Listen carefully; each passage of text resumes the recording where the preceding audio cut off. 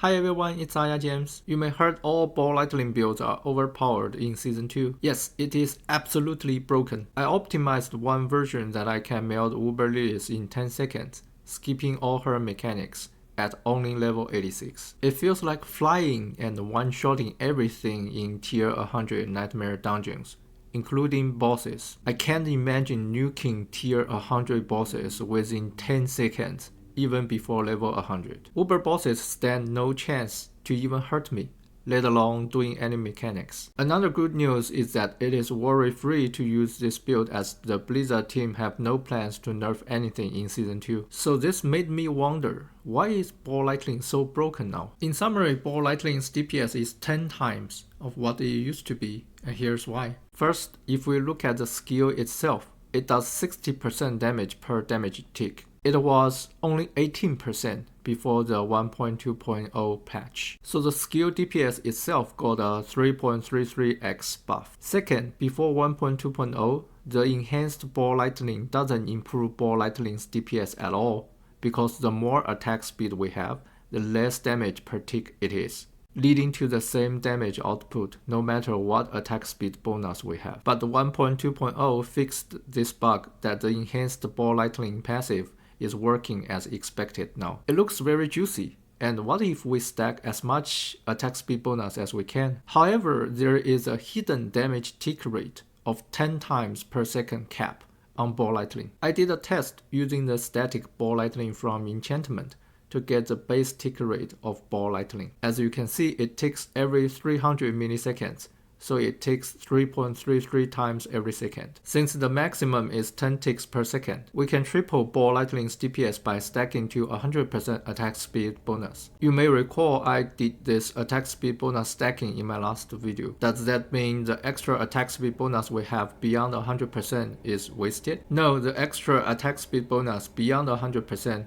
also allows us to cast Ball Lightnings faster, leading to more Ball Lightnings around that melt everything. There is another topic about the attack speed bonus cap in general that I will discuss in a separate video. I made this build to have constant 100% attack speed bonus to maximize Ball Lightning's DPS. Also, the high attack speed made the build super smooth to play, as we would not feel a delay of casting anything in the game. In summary, the Ball Lightning deals 10 times of its previous DPS now in 1.2.0. On top of that, we run the gravitational aspect to keep Ball Lightnings around us. We avoid wasting any Ball Lightning DPS and further improve its damage by another 25% multiplicatively. Now we know why Ball Lightning is so broken. We will need to have infinite mana to continuously cast Ball Lightnings so that we can enjoy it. The build uses Chain Lightning in one enchantment slot, so that after spending 100 mana, we cast one Chain Lightning automatically at our aiming direction. It has several benefits. First, we use the recharging aspect that each Chain Lightning bounce recovers mana.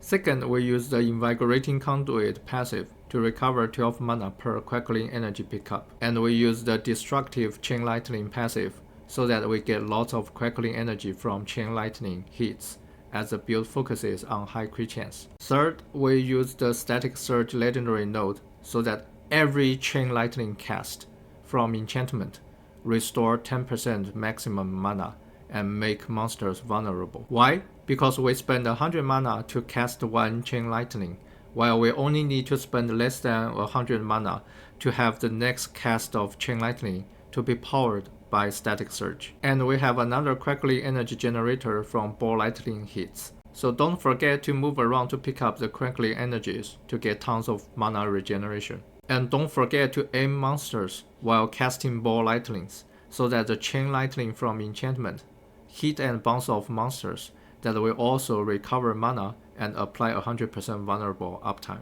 But since one Ball Lightning cast is 50 mana, that is super high, we will need another 20% mana cost reduction stat from Amulet to achieve infinite Ball Lightnings. For comparison, if we have no mana cost reduction at all, this is what it looks like, and we run out of mana easily and get stuck. If we get one 20% mana cost reduction stat, it already feels so much smoother to cast many more Ball Lightnings. And if we get another 10% mana cost reduction from boots, we can cast infinite Ball Lightnings easily as long as we move around to pick up the Crackling Energies. Now we know why the build is so broken and we can cast infinite ball lightnings to melt everything around. But when I ran it for the first time, I found that I died a lot more compared to running the previous chain lightning builds. The main reason is that our combat style is fixed as melee now. I need to go in and fight dangerous elite affixes and get out safely. I tested a few variants and find the following setup the most reliable. First, I recommend using the reinforced glyph to get a 15% damage reduction when we have barrier. This build has infinite barrier as we have ice armor for 6 seconds, and we have the protection passive that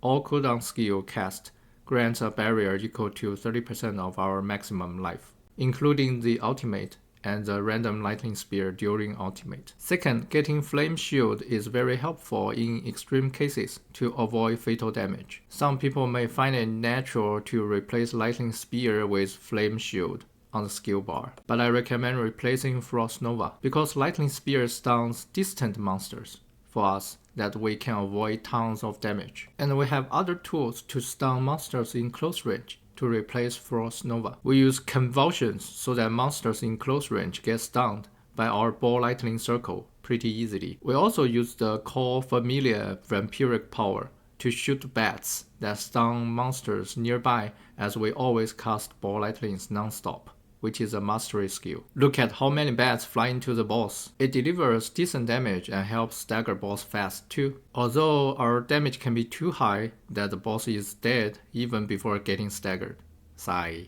To build tankiness effectively from the gear perspective, I recommend getting 2% armor stats from these 4 positions. We need approximately 13k armor to get the maximum 85% damage reduction to tier 100 monsters. Having 2% armor stats plus 3 skulls plus disobedience aspect and the snow-veiled aspect, we will reach 13k armor to get the most damage reduction from armor. Check the description of the video if you are interested in why 13k armor is a critical point. Also try getting the max 70% all resistance. In this build, we only need 1 fire resistance stat, 1 poison resistance stat, and 1 shadow resistance stat. We don't need lightning resistance or cold resistance as we get lots of Paragon nodes to improve them. We can always use gems to further improve one specific resistance. If we are using all offensive uniques on defensive pieces like helm, chest armor, and pants, we can still get 70% all resistance by getting 1 fire resistance, 1 poison resistance, and 1 shadow resistance gem from the 3 accessory sockets, and get as many other defensive stats from these 4 positions so that we can melt everything in tier 100 without worrying about dying too much. I still die to those annoying affixes sometimes, but mostly I have good survivability to have a blast in tier 100. For skills, we use ball lightning as our DPS skill, and as mentioned earlier, we use chain lightning in the enchantment as a support skill to apply vulnerable and help recover mana that we only need 1 rank. And I'm not running Frost Nova but Flame Shield in this build because we have enough tools to stun monsters in close range. And we run Firebolt as our other enchantment to have burning synergy, that we get 3 ranks to Devouring Blaze to further improve our crit damage. I will scan through the whole skill tree next. You can also check the build link in the description of the video for full details.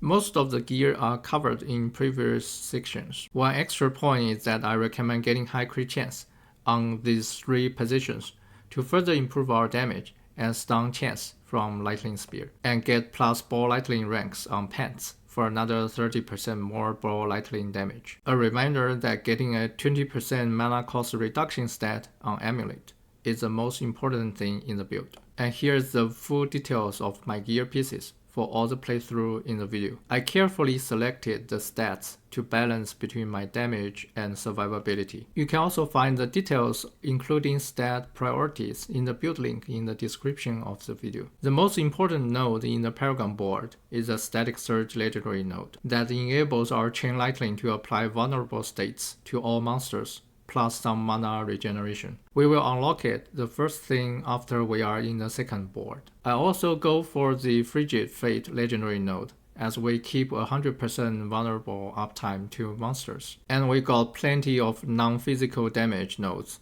from the Paragon board that we get an easy 16% multiplicative damage boost from it. I've also made a level 80 build link that uses level 1 glyphs, and you can check the level 100 build link for the full version of the Paragon board with all glyphs fully upgraded. Extra note, I did change the glyph used between the two boards. Please use the level 100 board as a reference to what glyphs to upgrade, not the level 80 board.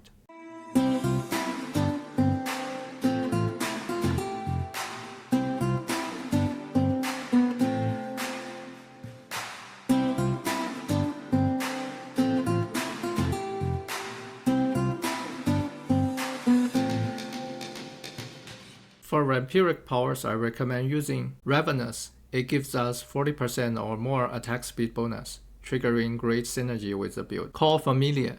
It is a great source to stun enemies in close range and stagger bosses. It further boosts our damage per ball lightning cast. Domination. It helps us melt everything while they are stunned and before they become unstoppable, so that we can avoid damage and improve our survivability. The best defense is a good offense. Anticipation. It helps us get close to zero cooldown ultimate for much more damage, stun sources, and better survivability through infinite barrier. And last, Prey on the Weak. We get another 16% multiplicative damage boost as we apply 100% vulnerable uptime to all monsters. While this build is great, it does require the gravitational aspect to perform well, which is only dropped randomly and cannot be target farmed. Before acquiring it, I recommend you take a look at the S tier Chain Lightning build that is fun to play. It is efficient enough that I passed tier 100 Nightmare dungeons at level 86. It has a section on gravitational aspect alternatives. It is also extremely easy to switch between the Chain Lightning build and this build, as aspects and gear stats are shared.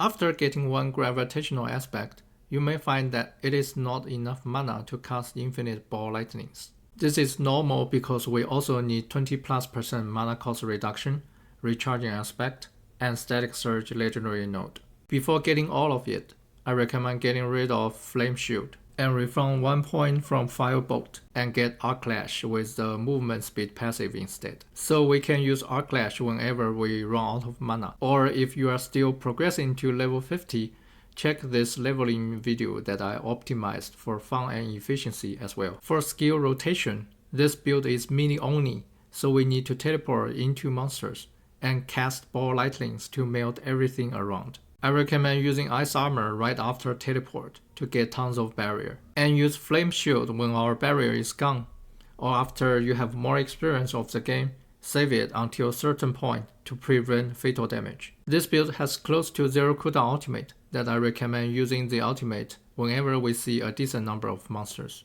And we can always pre-cast Lightning Spear to pre-stun monsters and wipe them before they recover from the stuns. Lightning Sorcerer has never been this efficient ever, and I enjoy running everywhere and melting everything in seconds. I will be so curious about how Blizzard is going to buff other Sorcerer skills to match the ball lightning DPS post Season 2. I'll be surprised if they just nerf the ball lightning later, since they should have learned their lesson. How do you like the ball lightning builds in Season 2? Leave a comment. If you like the video, please consider sharing it and subscribing to my channel for more Minmax and fun sorcerer builds. Thank you for watching and see you next time.